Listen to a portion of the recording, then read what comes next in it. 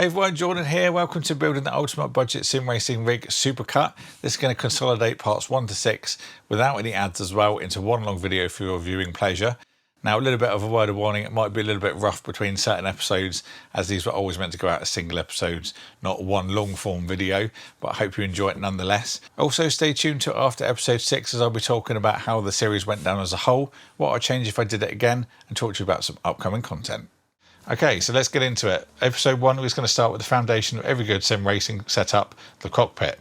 We're going to be working with a budget of around $1,500 for this series, which gets you a cockpit, monitor stand, 31.5 inch monitor, and of course, wheel, motor and pedal set. That's assuming you've got something to power it, whether it's a console or a PC. There are cheaper ways to do this too. For example, Amazon sell a cockpit for around $300, which could save you a big chunk if you don't want to spend quite as much. I'll point out other places where you can save or spend more as we go too. So part 1, why does the cockpit matter? Desk clamps and wheel clamps are fine for starting out, but once you've got a direct drive motor or low tail pedals, you'll certainly want a stable base. The cockpit just stops the flex, wobble and the constant retightening of clamps, and even a budget cockpit can help massively, really improving the experience. You'll feel more in control, the force feedback feels more natural, just when everything's tight, solid and locked down. Now, there are a few different main types of cockpit on the market. First of all, you've got your foldaway and compact rigs. These are designed for small spaces and lightweight, or even fold up when not in use. Great for console players that don't want a permanent setup or will get moaned at if they took up a lot of space in the house. Now, in the mid to high range, you'll start seeing sturdier builds, often made from steel or aluminium or aluminum. For example, Asetek use rounded steel tubing similar to what you'd see in mid-range setups, but with much higher build quality and rigidity. They sit in that crossover point before you get to the fully modular 80/20 style aluminium rigs at the top end. Now, for this series, we're going to be using the Nitro Concepts E-Racer cockpit. This is built around an 80/20 style aluminium frame with a hybrid design that's got enclosed panels for a cleaner, more finished look. And what surprised me is how affordable it is for an 80/20 style rig. The full bundle you can get from Overclockers UK for $589.99, which includes the frame, seat slider and a bucket seat. So it's one of the more cheaper ways to get into that level of quality, and you can also add things like a shifter mount, lighting kit or even some more immersive accessories that I'll go over later. Now, the cockpit assembly was fairly straightforward. Certainly put aside a few hours for it though, because there's a lot of steps, and make sure to sort the screws ahead of time, as I inadvertently used a smaller one in place of a longer one, which meant I had to disassemble parts to find it later on.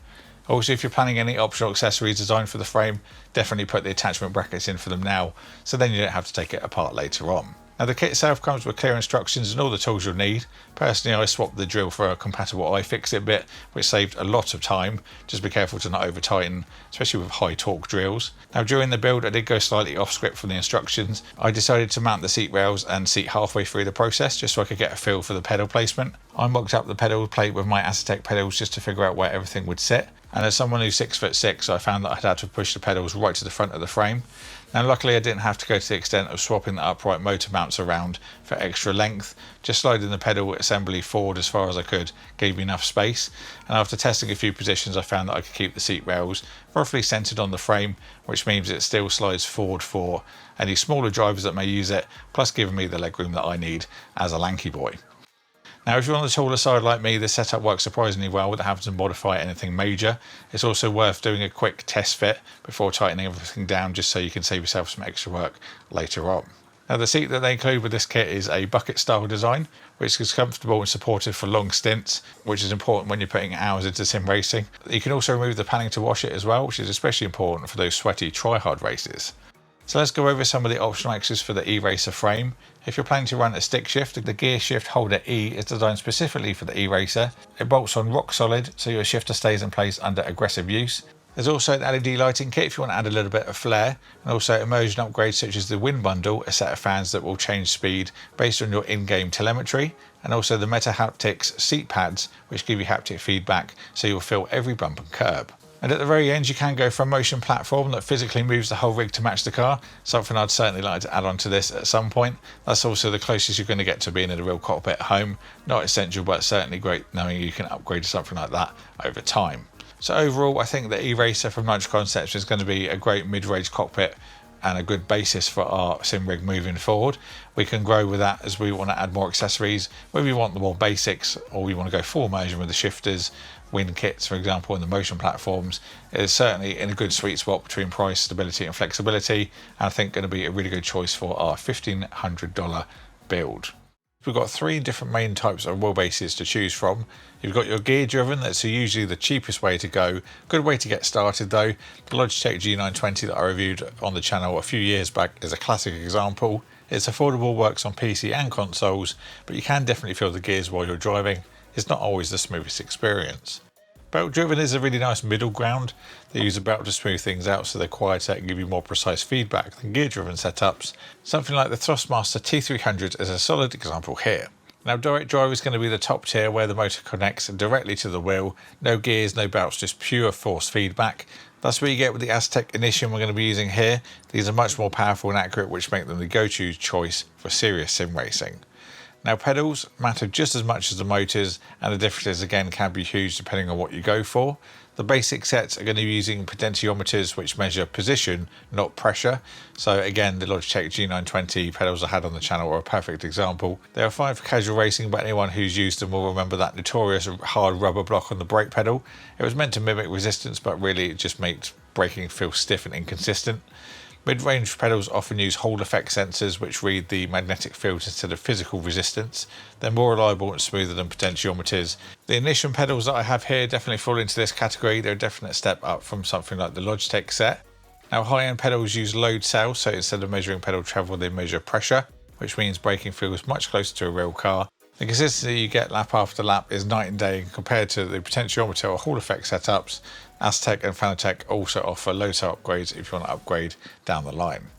Now on the extreme high end you've got the hydraulic systems. They replicate the pressure and feel of a real brake system with fluid resistance. That's as close as you're going to get to a real car without actually being in one. And while they're expensive for serious sim races or people that want to practice a car that they drive in real life, for example, they're the ultimate in realism. So let's have a look at the kit we're going to be using here. As I mentioned, this is the Asetek Initium Racing Bundle, which is a fairly new bundle including the Initium Direct Drive wheelbase, the Initium steering wheel and then the Initium pedal set. The full bundle retails for $599. It's positioned as a premium entry-level kit, not budget gear but a starting point that delivers high-end feel, precision and upgradability. Now if you're looking for something a little bit more affordable, I have got some alternatives for you here. We've got the Moser R3 bundle which comes in at $359, a full direct drive setup with the R3 base, ES wheel and SRP light pedals. Good entry point for PC racing, and you can also get an Xbox licensed version which works natively on console, so you can get the same smooth force feedback experience without a PC. Now for PlayStation players you've also got a couple of routes too. The Gran Turismo DD Pro from Fanatec is a premium option built for PS4 and PS5, offering true direct drive performance with Gran Turismo branding. And for those on a stricter budget, we've also got the Thrustmaster T300 RS GT edition, which comes in closer to $330. It's belt driven rather than the full direct drive, but still offers smooth, consistent feedback and works perfectly on PS4 and PS5. So let's go over the Asetek kit we have here, starting with the Initium wheelbase. This is a 5.5 Nm direct drive unit with a 14-bit encoder with 16,384 steps of resolution. That delivers smoother, more precise feedback than gear or lower end belt systems.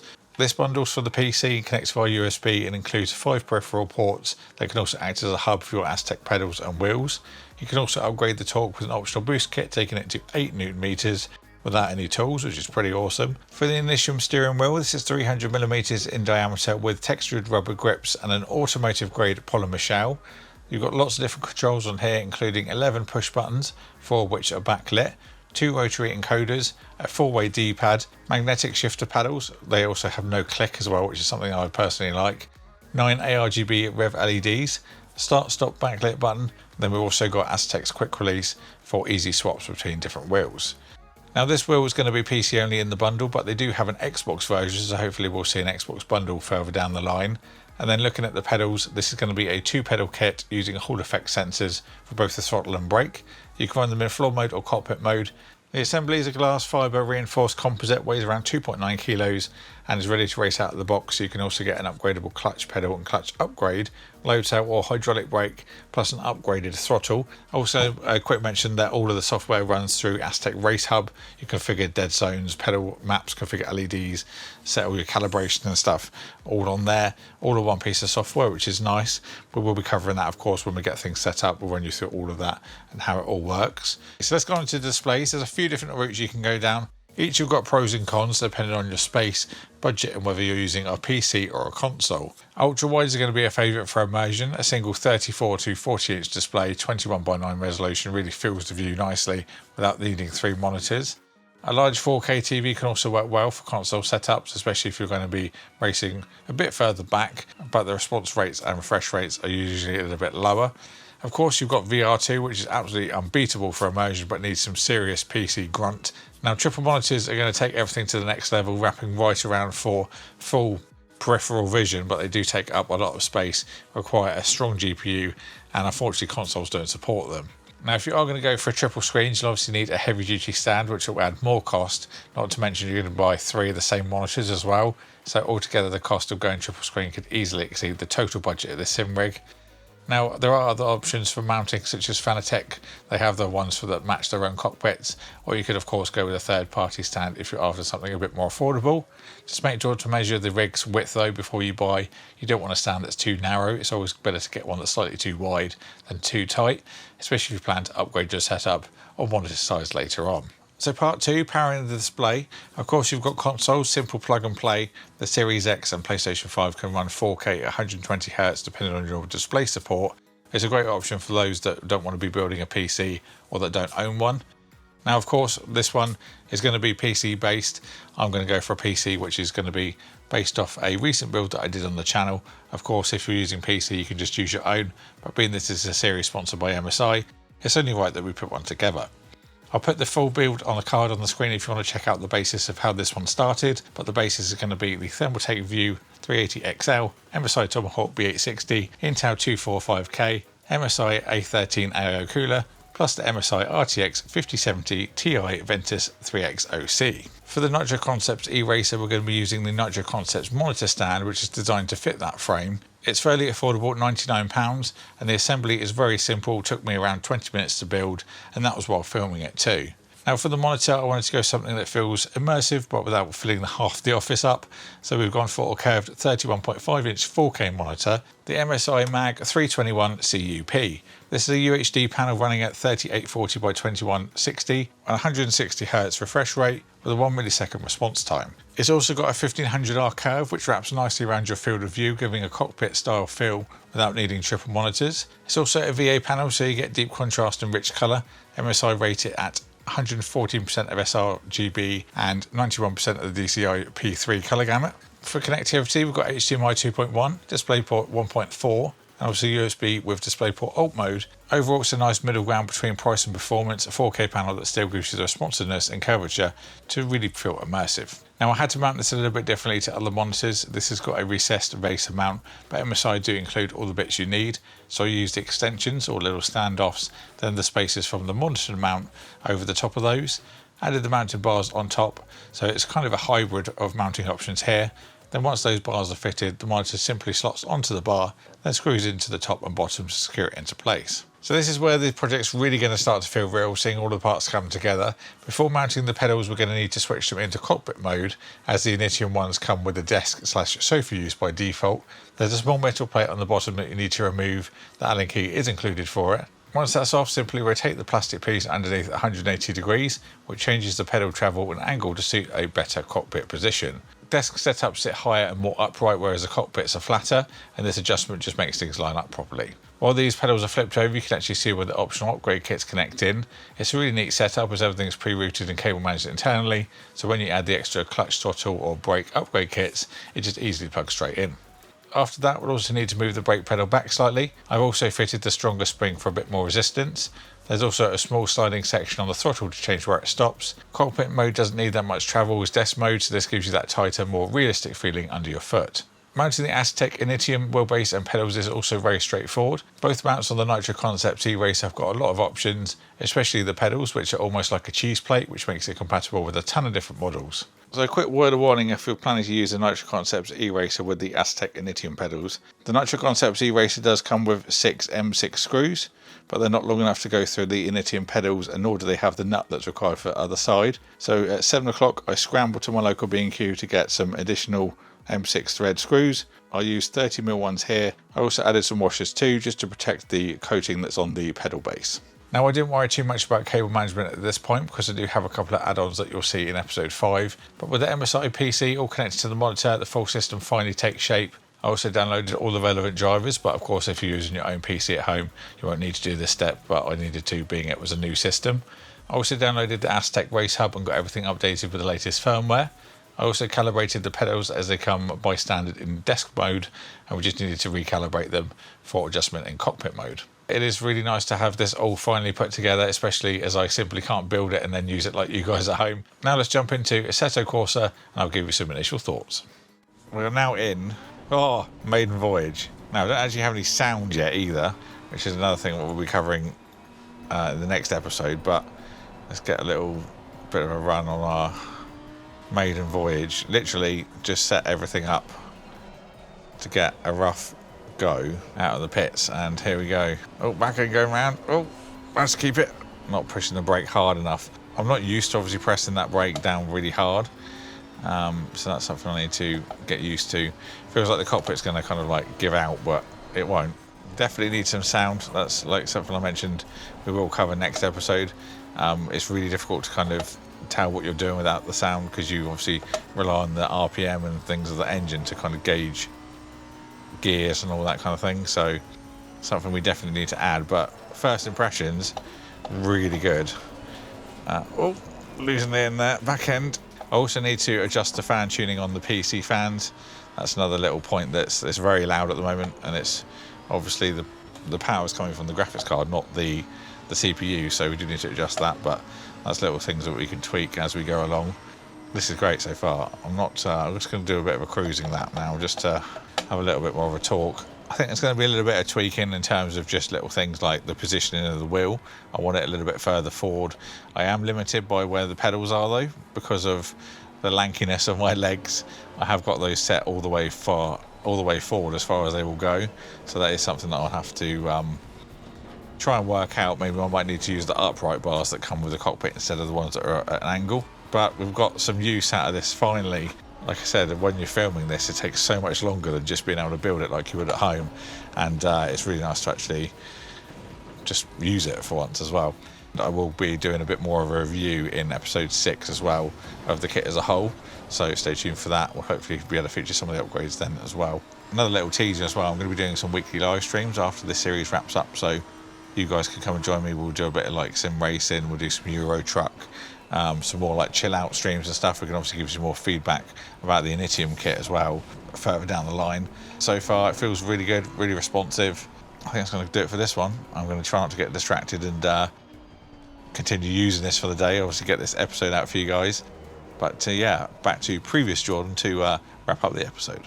So that's the full rig assembled and my very first impressions of getting everything up and running. And now it's time to look at the accessories that make it all come alive. From shifters to handbrakes, gloves and other add-ons, these are the little things that make the experience go from good to great. So first up, we've got the Asetek Initium clutch pedal, which is built from glass fibre reinforced composite like the pedals, and uses a torsion spring with a Hall effect sensor, just like the throttle and brake. It's built to the same high standard, and the nice thing with Asetek's design is everything's modular, so you can upgrade each pedal individually over time, instead of replacing the whole set. The clutch is around £35, so one of those no-brainer upgrades if you're going to run anything like a shifter or a handbrake. It really ties everything together when you want a more authentic feel. Then we've got the Asetek wheel-based boost kit, which is where things get a little bit spicy. It bumps the torque of the motor from 5.5 Nm up to 8 Nm, and also raises the slew rate from 1.9 Nm per millisecond to 2.5. Now the higher slew rate basically means the force feedback reacts more sharply and gives you a more detailed, connected sense of grip, or loss of traction for that matter, and also more detail on your curbs and little details like that. It's a 180 watt power upgrade that simply plugs into your existing power connector that you get when you buy the Initium bundle, so no extra things required. It's around the £100 or $100 mark, and it's a really nice upgrade, I think, once you've upgraded your pedals first. The reason I say that is the extra torque and slew rate, for example, is really nice, but if you don't have your pedals upgraded, it feels a little bit misbalanced. It's like upgrading the engine in your car, but then taking it on a track day with the same brakes. It's going to be a little bit mismatched. So once you've upgraded the throttle, added the clutch and upgrade kit, then I think that 8 Nm makes perfect sense. Now, shifters and handbrakes. First of all, we've got the Asetek Club Sport shifter, which is kindly sent out by Scan Computers UK. This is a really nice unit that can switch between age pattern and sequential, does both in one unit, really solid metal construction, and also really satisfying when you go between the gears. This natively works with Fanatec wheelbases, although the support will depend on the model, something you may need to check if you are using a Fanatec base. We'll go into a bit more depth about the non-Fanatec models in a minute as well. Now you can pick up cheaper shifters. For example, this Moser is an H pattern. They also do a sequential version. They're both USB, so you don't need the Fanatec adapter, but they do sound a little bit clunky. And also the sequential shifter has a click, which might not be to everyone's preference. The Fanatec hits a really nice middle ground. It is going to be a bit pricier, but you get H pattern and sequential built in, and you can easily switch between them with a small toggle underneath.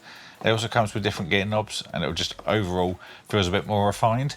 If you're willing to spend a little bit more up front, this is the one I personally choose. It's one of those bits of kit that you just buy once and then you'll keep for years.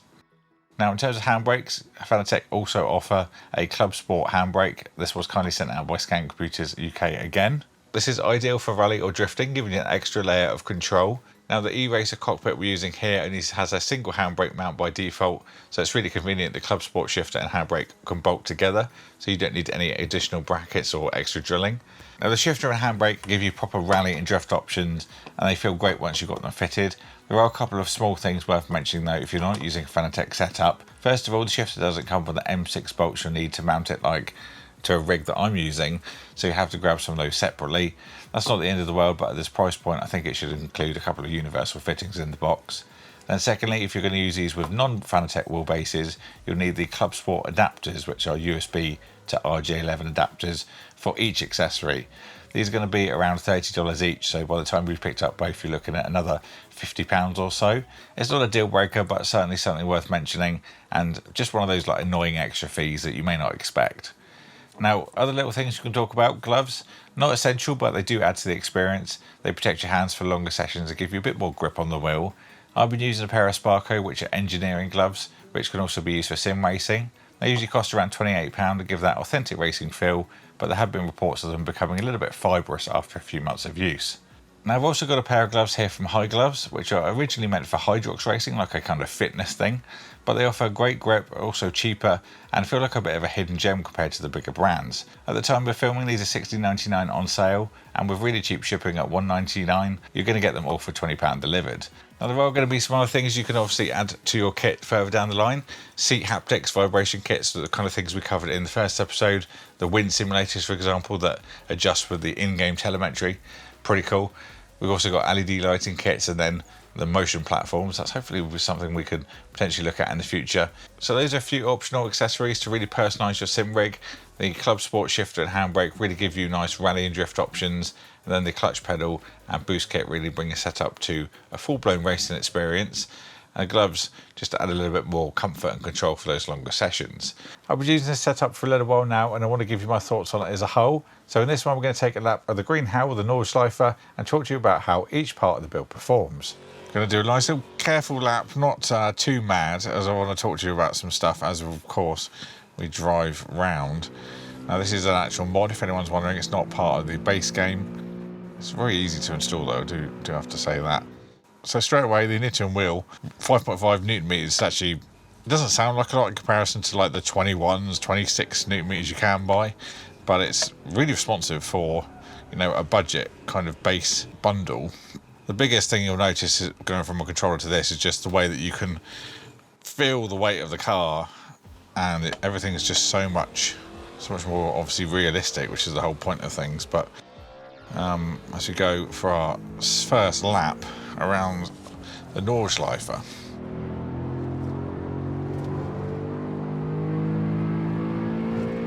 all the bumps and curbs come through really nicely. Now, since the first video, I've actually added the GT Omega Asetek mounting pad for the sim wheel. That's not a little optional upgrade, it's actually a specific Asetek mounting plate, and that's allowed me to bring this a little bit further forward, which is a much more comfortable position, especially being the lanky lad that I am. But as we start making our way through, we'll get a little bit of power going down, but you can feel the weight transfer. Heavy to steer rather than just on the controller, you don't get anything like that at all. Now, in terms of the pedals on this, they feel really smooth and responsive. I've used the add-on spring and the base one as well, just to get an idea of both. I've gone back to the base one just for a little bit of time, just to get used to heel toe. It takes quite a lot of practice doing that, so I'm on the softer spring for now. But yeah, they're very nice. You do get a nice consistency. There's no sponginess either, which you do see on the cheaper potentiometer sets. So this section here is quite bumpy as we go up to 5th. I'll put some brakes for this little bit. I haven't done too many laps of this modded track, but it does feel very good.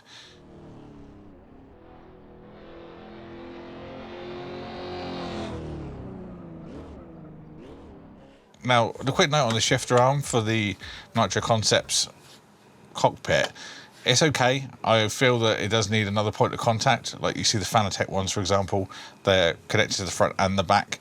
As this one is at the moment, I do feel it's a little bit wobbly. I think if you were to run one long term, I would suggest maybe getting another and then getting a plate or something to bolt them together, just to kind of spread the weight a little bit. Because if you use the handbrake, I have been using it very kind of gingerly, because I feel that it's just, yeah, the one point of contact to the cockpit is just, it's not really enough, especially if you're going to be doing a lot of drifting or rally and you're really going to be cranking on the handbrake. You might want something that's a little bit more sturdy. Now the monitor, the MSI Mag 321 CUP has been great. The 31.5 inch 4K curved display, that's at 160 Hz at the moment, buttery smooth. A lot of people aren't going to have a dedicated PC for this setup like I obviously have used here. I'm in a very lucky position for that. So I wanted something that was budget but overall quality. So the 321 CUP has worked really well for that. Currently around £300, and the colour's really nice. And also the 1500R curve gives a nice kind of immersion. And for me, if I'm going to spend £600 on a monitor, it's going to be one that's at my main desk PC, not one that's bolted to a cockpit. So affordable, solid, and also keeps the kind of budget aspect in mind as well. Now, of course, I've got the MSI 5070 Ti running this game at the moment, and that's been rock solid too. I'm currently using 1440p as I've been doing a bit of streaming as well, and will be bringing a lot more streaming to the channel. I'm using OBS and things like that as well, but you can go for obviously 4K to match the monitor. 5070 Ti is certainly capable for it. So in terms of the setup, I think everything's a little bit more comfortable now, especially with that added plate. Everything's within reach, the nice wheel height, the angle's quite comfortable as well. And then I've been using this for a few hours at a time, and it's been really comfortable. Really no complaints apart from the old shifter mount that we got on the left here. So I aimed for a $1,500 budget for this, and budget's always quite subjective, but to me this feels quite fair. This is literally the same price as my PC that I built back in 2010, which I saved up for by working minimum wage. So if I could pull that off back then, I think anyone that wants a solid sim rig could do the same with a bit of saving. And for that money, of course, you're getting the full direct drive force feedback, a rock solid cockpit, and also a monitor as well. Of course, there are ways you can save. Obviously, if you've got your own monitor, you don't need to buy one. That's somewhere you can save there. And of course, give them some more budget or more affordable options throughout the series as well for the different parts we've been using too. As we come down the straight, I just want to talk about something else. It's not part of the budget, but if you want to push the emotion even further, then I've been using the iFi Zen DAC 3, which turned up basically just in time, a USB DAC, an amp that sits on your desk and powers your headphones. Honestly, makes a bigger difference than you think as well. The wheel and pedal gives you all the physical feedback, but the audio is half kind of experience. Like, for example, I'm not using headphones now, and it's really difficult to drive with. Then with using the DAC, you get the clearer engine notes, tyre scrub, way better spatial audio, and then you get a lot of little details like understeer and engine noises as well from the clarity. It's really easy to set up, just goes in with USB, and then you've literally got a volume dial right on the middle, also gain controls and bass controls as well. So if you want a little bit more raw from the engine, or maybe do an endurance race and you want to dial that down, you've got an easy toggle on there as well. Now, you don't need that DAC for sim racing, but it is a nice little addition, especially for the controls, so you don't have to be reaching across. But it's one of those little upgrades that really takes the experience to the next level without having to change loads of things on the rig.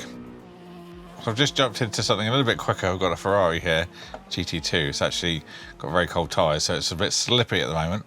At this point, I've been using this for a little while now, and the whole thing just feels really natural. The Asetek bass pedals, Nitro Concepts cockpit, everything just comes together really nicely. And the MSI power in it has been absolutely faultless. So nothing to report in terms of weirdness or anything like that. So it's nice and reliable as well, which is going to be great, especially for the upcoming live streams. I'm generally pretty impressed by what we can get at this price. I think it's a really great starting point for anyone that wants to get into sim racing properly without spending multiple thousands. Now, unfortunately, I couldn't get the upgrade kits for the pedals in time for this episode, so that's something that I'll try and get hold of in the meantime. That is something that we can look at on the live streams, or potentially in a separate dedicated review. If that's something you guys want to see, do let me know in a comment down below.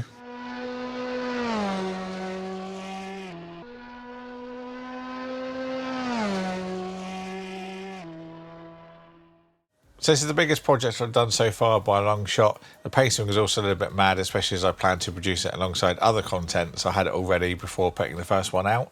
Unfortunately, that didn't happen, but thankfully once I got the scripts down, the filming was fairly easy to just match up to the script.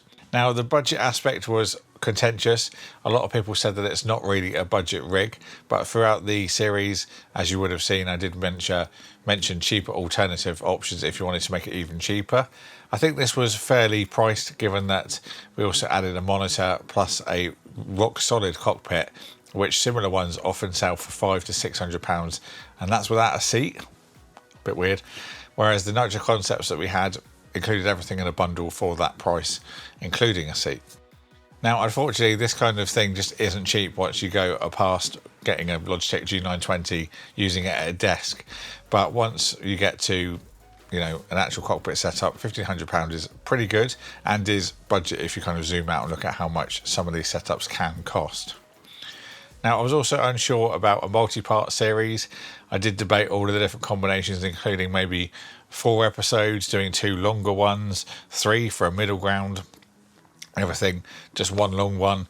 But I went for 6 as I think it will make shorter episodes that are easy to digest, and also appeals to those that don't want to watch more than 20 minutes at a time or don't have the time to. And also when you get to the longer form stuff, I think it's harder to keep people's attention.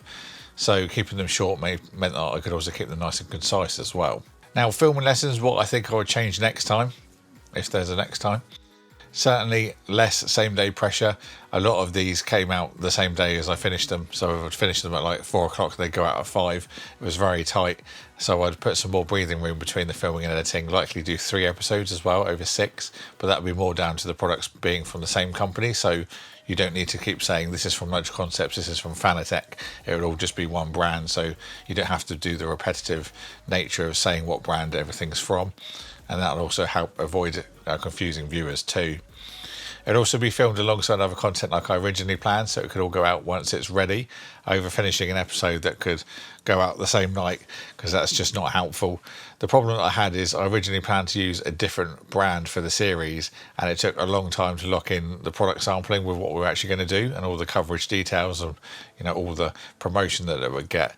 And the longer that the process went on, the longer the other parts that I had already, for example the cockpit monitor and all that kind of stuff, just sat here waiting to be covered.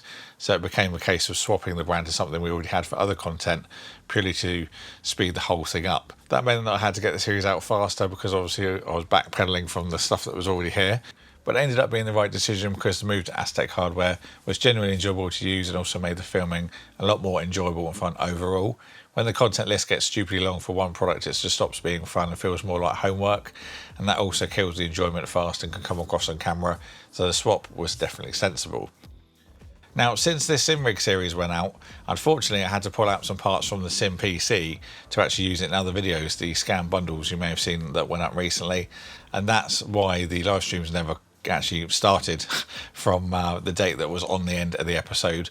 I probably would have removed it for this edit, but it was originally planned to be from the 27th of November doing weekly live streams, but because that system wasn't fully assembled, I just couldn't get around to those streams. I did try to source a different graphics card for the streaming setup to avoid pulling parts from the rig, but that's one of the realities of being a smaller creator. You don't have multiple copies of every part sitting around just to swap in at a moment's notice. But the good news is that's all now back together, and we will be returning with the live streams, or starting with the live streams really soon. I'm also looking to get a dedicated pre-built streaming PC in for review this year, which will then become a streaming machine going forward, so I don't need to use parts from the shelves, for example, for a build. That then obviously stops the issues like before. Now, I'm also cooking up something special with a company right now as well, which I'm buzzing to share when it's all ready. You'll see it in future videos when it's live and available to purchase, but please keep your eyes on my socials for the big reveal. That should be coming up in couple of weeks or so. So I hope you enjoyed seeing all the episodes coming together and getting a bit of an insight into what's coming up this year. Please check out the links in the description down below if you want to check out any of the products that you've seen in the series. I've tried to put most of them, if not all of them, in there, minus the PC build, because obviously that's just components based off a system I previously did, so you can always check out that video. But they're down there if you want to check them out. Thank you all for watching. Hope you've enjoyed it, and I'll see you all in the next one.